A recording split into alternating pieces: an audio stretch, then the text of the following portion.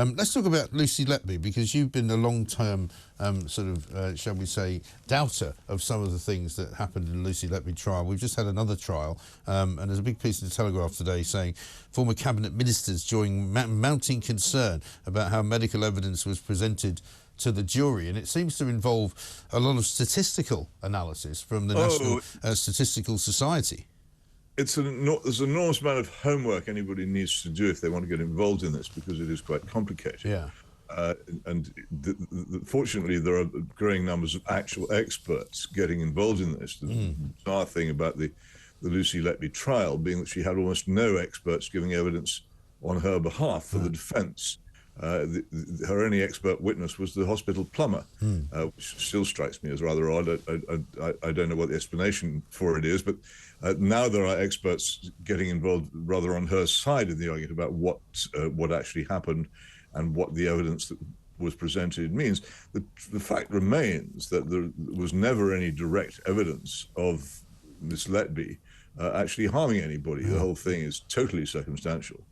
Which, in a case such as this, where horrendous crimes are supposed to have been committed, and where the convicted person will die in prison, it seems to me you probably need more than this. I've been involved in miscarriage of justice cases before, and I've always made a resolve at the start to have it in mind that it's always possible that the person on whose behalf I'm campaigning may be guilty, because you have to keep an open mind in these things. But while keeping an open mind in this, everything I've examined, including the fantastically detailed and thoughtful piece in the New Yorker, which I really do hope will become generally available in this country soon. Is that still not available then, generally speaking? Oddly enough, you could buy it in the print edition if you were able to when it was out, and I obviously have a copy. But as the last time I checked, which was last night, it still wasn't available on the internet. I think there are small technical and legal problems yet to be resolved, but I do hope it is.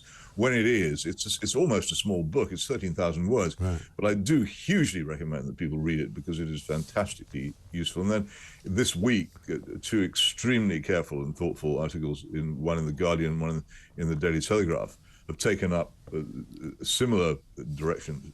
Now, I wrote last September that I had doubts about it, but then, of course, I and everybody else in Britain had to shut up because it became sub judice, and I couldn't say anything without committing a serious. And that was because of the most recent case of the extra sort of charge of murder yes.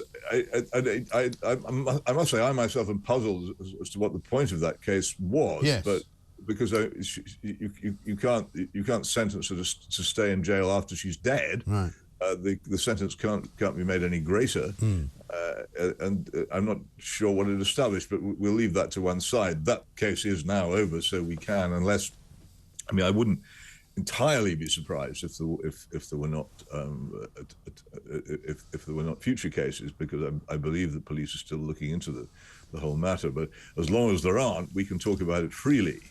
And I think this is the moment at which anybody who's concerned should do so, because the Court of Appeal very quickly denied her the chance to appeal against the conviction. In an extraordinary judgment. There's a very interesting article on the Daily Skeptic, Toby Young's website today, about how curious the appeal court's judgment is.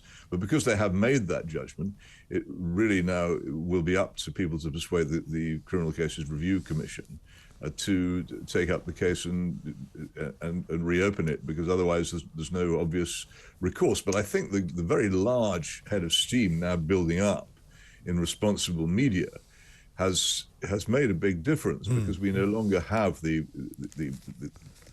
view that the only people who object to this verdict are conspiracy theorists and nutcases and all the rest, because it simply isn't true.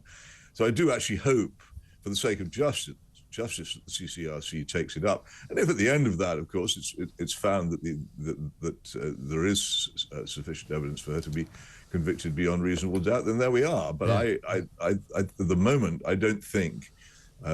You see, here's my problem. I believe in severe punishment for crime. But if you believe in that, you have to be really, really dedicated to ensuring that all convictions are safe as far as possible. You can't have people being severely punished for things they haven't done. So the tougher your criminal justice system is, the fiercer it has to be in making sure that there isn't any injustice in it. Yeah.